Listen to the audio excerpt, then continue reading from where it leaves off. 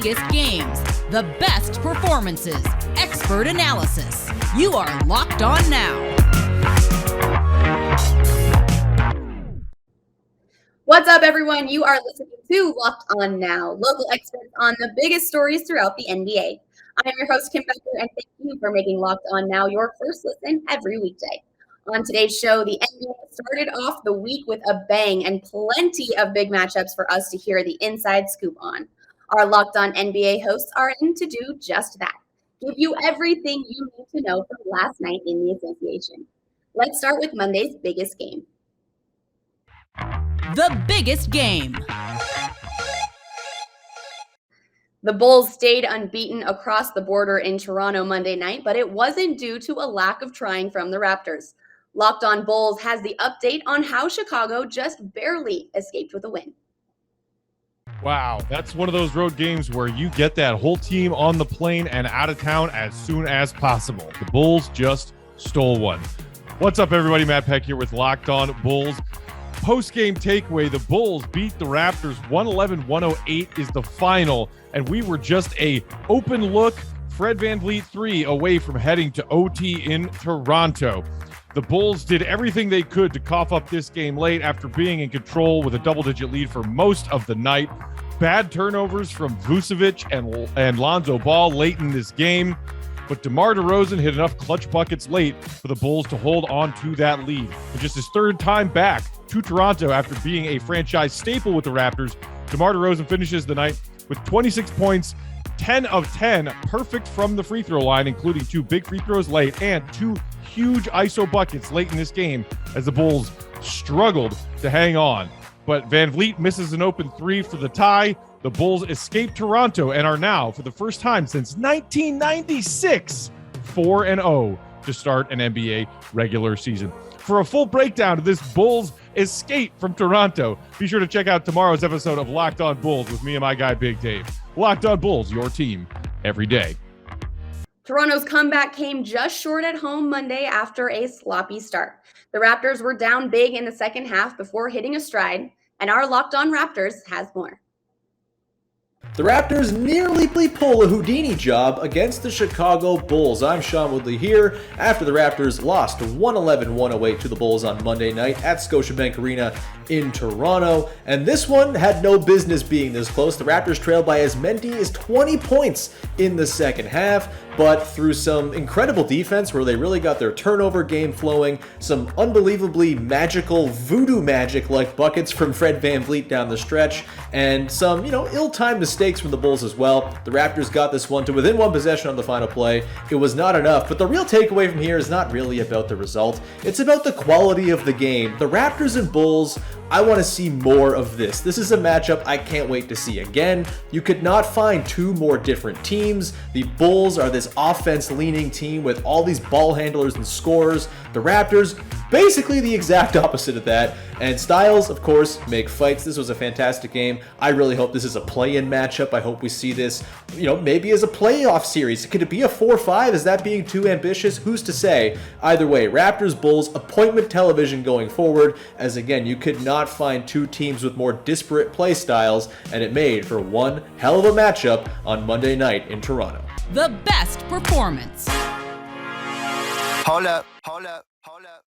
The Boston Celtics trailed the previously undefeated Charlotte Hornets for most of the second half before storming back, forcing overtime, and eventually stealing away a win on an impressive team effort from Boston. Here's our Locked On Celtics host.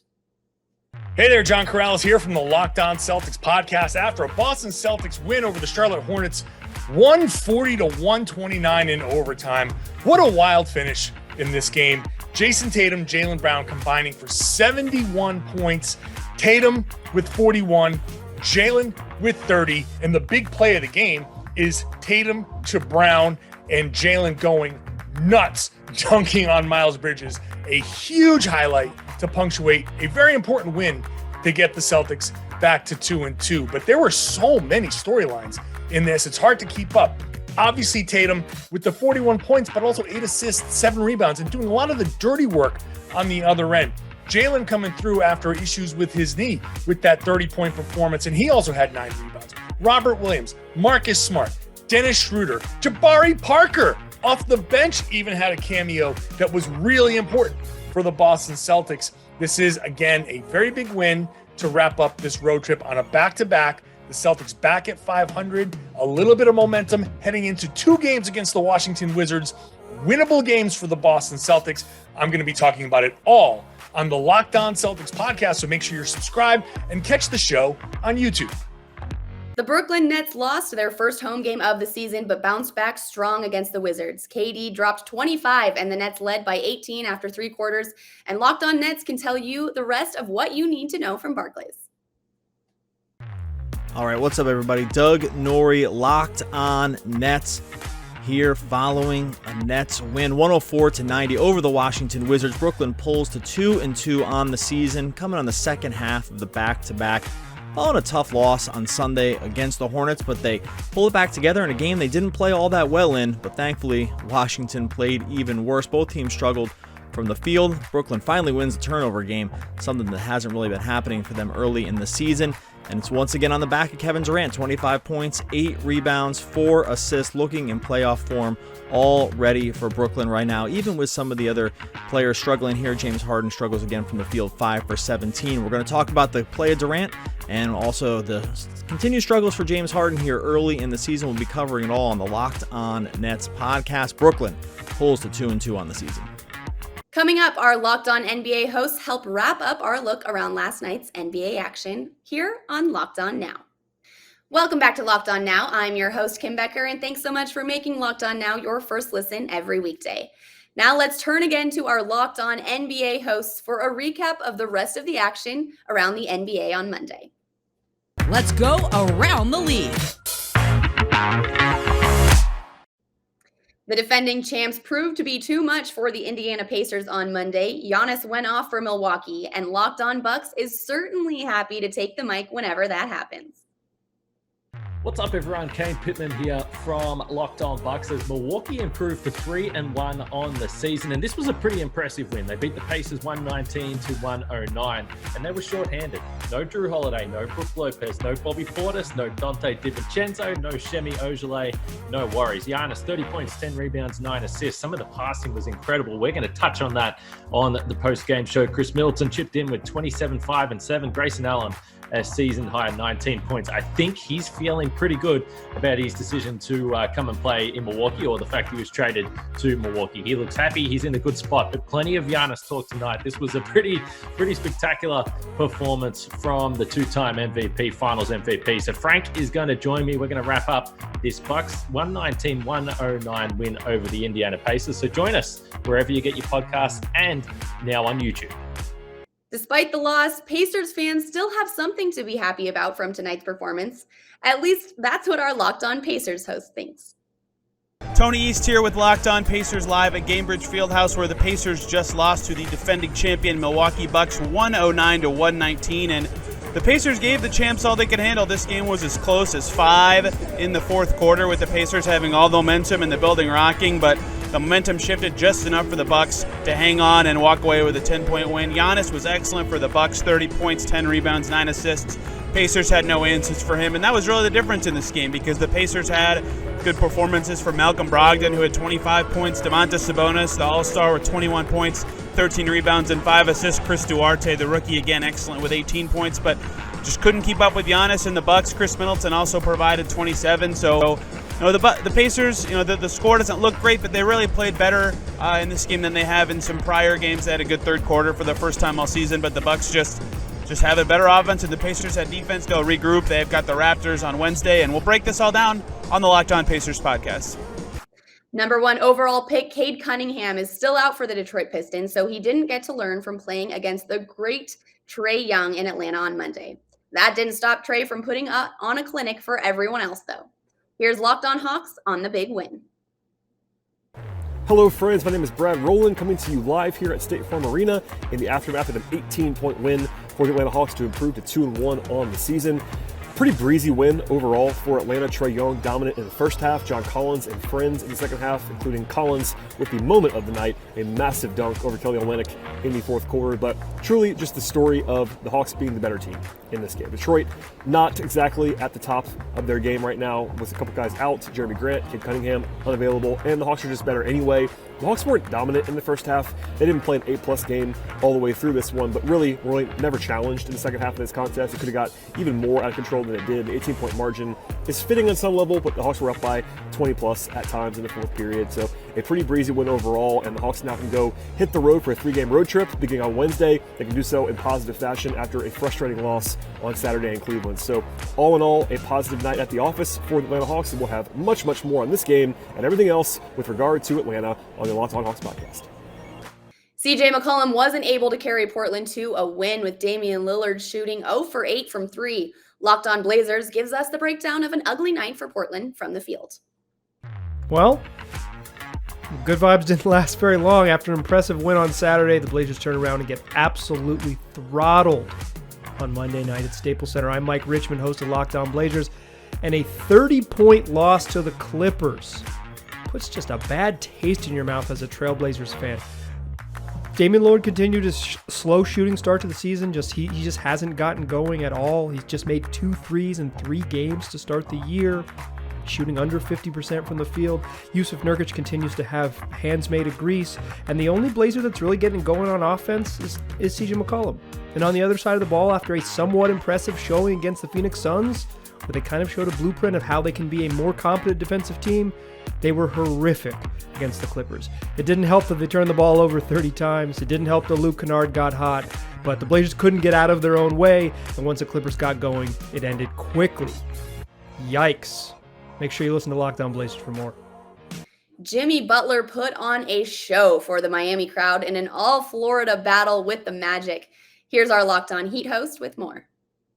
This is David Mill of Locked On Heat. After a sluggish loss on Saturday, Miami bounced back with another blowout at home, a 107-90 victory over the Orlando Magic. The difference for the Heat was an energized Jimmy Butler. After the recent loss, Butler told media he simply had to play better, and he responded convincingly, scoring 24 points on 11 of 13 shooting in the first half. He finished the game with 36. Butler has looked dynamic to start the season, looking healthy after a long offseason break, and while Kyle Lowry continues to be great in his first season in Miami, the Heat will only go as far as Butler can take him. Lowry has been impactful, even if his production isn't otherworldly. He had 8 assists on Monday to go with just 9 points, but he pushes the pace quickly, finds open shooters, and sets the offense up more effectively than any guard Miami has had in over a decade. While the win was a nice bounce back for the Heat, they'll need to have Lowry, Butler, and the rest of the roster play at their very best as they travel to Brooklyn on Wednesday for a highly anticipated matchup against the Nets. For a full recap of tonight's game, make sure to follow Locked On Heat. It was a loss, but it couldn't have been all bad for the Magic. It had 6 players in double figures for the game. Let's hear from Locked On Magic to find out what went wrong for Orlando. This is Philip Rossman-Reich, the host of Locked On Magic, here with my takeaways from the Orlando Magic's 107-90 loss to the Miami Heat. Look, coming off a back-to-back, having to play a physical Miami Heat team, this young team took their lumps. They turned the ball over 18 times. The Heat turned every single one of those into fast break opportunities. The Heat were just a tied together, more physical team throughout the course of the game.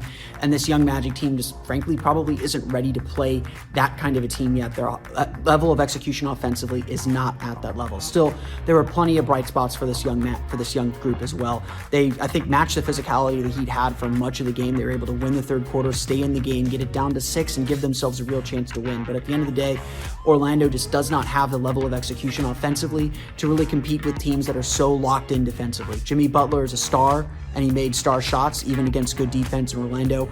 Never really got discouraged until they kind of let go of the rope in the fourth quarter, but eventually this team's going to have to find a way to score and score consistently. They're going to have to learn how to protect the ball, and they're going to have to stop those transition opportunities. The Orlando Magic again fall to the Miami Heat 107-90. They're back in action Wednesday against the Charlotte Hornets. We'll have a lot more coming up on Locked On Magic.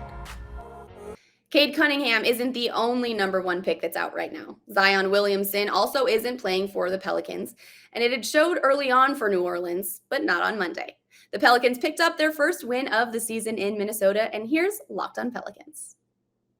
No Zion, no problem as Brandon Ingram and Jonas Valanciunas step up in the Pelicans' victory over the Minnesota Timberwolves. I'm Jake Madison, host of the Locked On Pelicans podcast and Locked On NBA. It took 4 games, but the Pelicans finally put it together Monday night in Minnesota. New additions Jonas Valanciunas and Devontae Graham had standout nights, with Valanciunas putting up 22 points and 23 rebounds. He was a monster everywhere tonight and constantly kept Karl Anthony Towns frustrated. Graham didn't have his three-point shot falling, but broke out all sorts of craftiness, getting into the lane and finishing with a number of different floaters, and at the rim, something he's not quite known for. He finished with 21 points on the night. And then there was Brandon Ingram, 27 points from him, and most importantly, he closed the game out. He was the go-to guy for New Orleans down the stretch to really keep this one out of range of Minnesota. A year ago, he may have folded in clutch situations, much like the team did, but he looked determined to deliver new head coach Willie Green his first victory. We'll have more on the Pelicans' first win of the season over at the Locked On Pelicans podcast. Meanwhile, the Timberwolves lost for the first time this year. Our Locked On Timberwolves host has more on what happened. Ben Beacon with Locked On Wolves here, and that was ugly. The Timberwolves are now 2-1 after scoring less than 100 points for the second consecutive game. What was supposed to be a high-powered, high-flying offensive machine has not been that through the first 3 games of the season. Yes, the record's 2-1, but this one against the Pelicans was ugly. Wolves were down by 11 at halftime. Karl Anthony Towns was in early foul trouble, and the Timberwolves got more concerned with complaining to the referees than they were with actually formulating something of a cohesive offensive plan. Anthony Edwards had 0 first-half points, but dropped 21 in an electrifying third quarter, got the Wolves to within 4, high-flying dunks, deep three-pointers, step-back threes. Ant did it all in the third quarter. It was not enough. The Wolves were within 4 multiple times in the fourth quarter. But down the stretch, the half-court and transition offense are still not where they need to be for the Wolves. And Brandon Ingram stepped up for the New Orleans Pelicans. Jonas Valanciunas had a 20-20 game, 23 points, 24 rebounds against Towns and the Wolves. And despite some nice stat lines from Towns and Edwards, it just wasn't enough. Offense is not there. We're going to talk all about it on the show here tonight. Make sure you're following and subscribe to Locked On Wolves for all things Timberwolves. That's a wrap for us here at Locked On Now NBA. Thanks so much for making Locked On Now your first listen every weekday morning. I'm your host, Kim Becker, and for more on the association and your team, make your second listen Locked On NBA and your team's Locked On podcasts. This has been Locked On Now. Locked On, your team every day.